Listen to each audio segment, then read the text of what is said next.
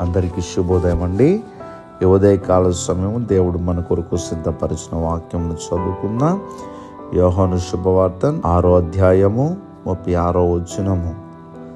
నా యందు విశ్వాసం ఉంచువాడు ఎప్పుడునూ దప్పిగొనడు.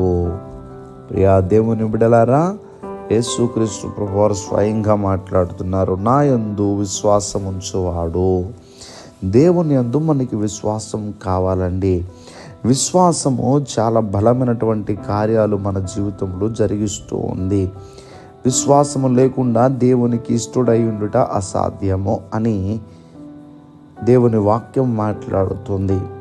మనము విశ్వాసముతో నింపబడాలి. విశ్వాసము లేకపోతే దేవుడు కూడా మనల్ని ఇష్టపడరని ఖచ్చితంగా ప్రభు మాట్లాడుతున్నారు. ఆ విశ్వాసము ద్వారా మన జీవితంలో ఎన్నో బలమైనటువంటి కార్యాలు మనం పొందుకోవచ్చు.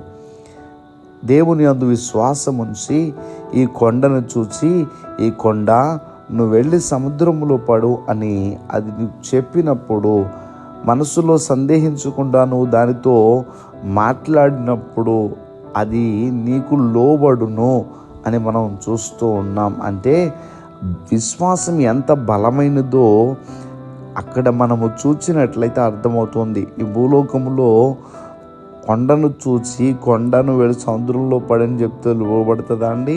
అంటే దేవుడు ఆధ్యాత్మికంగా ఒక పాఠాన్ని నేర్పిస్తున్నారు. విశ్వాసము కొండ కంటే కూడా బలమైనది అని అర్థము. అనగా విశ్వాసము నీకు కొండలాంటి శ్రమ, కొండలాంటి సమస్య, కొండలాంటి ఇబ్బంది, కొండలాంటి బలహీనత నీలో ఉండొచ్చు, నీకు ఉండొచ్చు నీ బ్రతుకులో.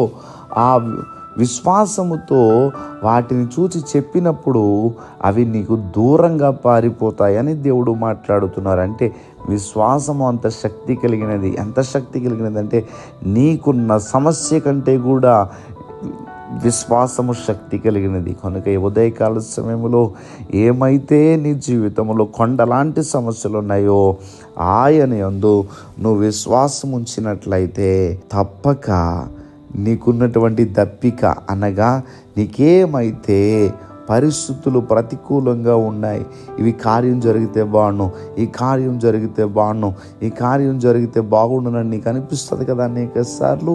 ఆ కార్యాలన్నీ కూడా దేవుని యందు విశ్వాసం ఉంచడం ద్వారా జరుగుతాయి.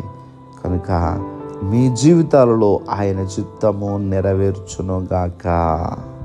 దయచేసి ప్రార్థన చేసుకుందాం. సర్వాధికారి అయిన దేవా, మీకు వందనములు. ఈరోజు నిబిడల వారి పనులు ప్రారంభిస్తూ ఉంటుండగా నిబిడల పనులకు తోడుగా ఉండి వారి అవసరాలన్నీ కూడా తీర్చి ఈరోజు నిబిడల చేపట్టుకుని మీరు నడిపించమని యేసుక్రీస్తు వారికి నామం పేరట అడిగి వేడుకుంటూ ఉన్నాం మా పరమ తండ్రి. ఆమేన్, ఆమేన్.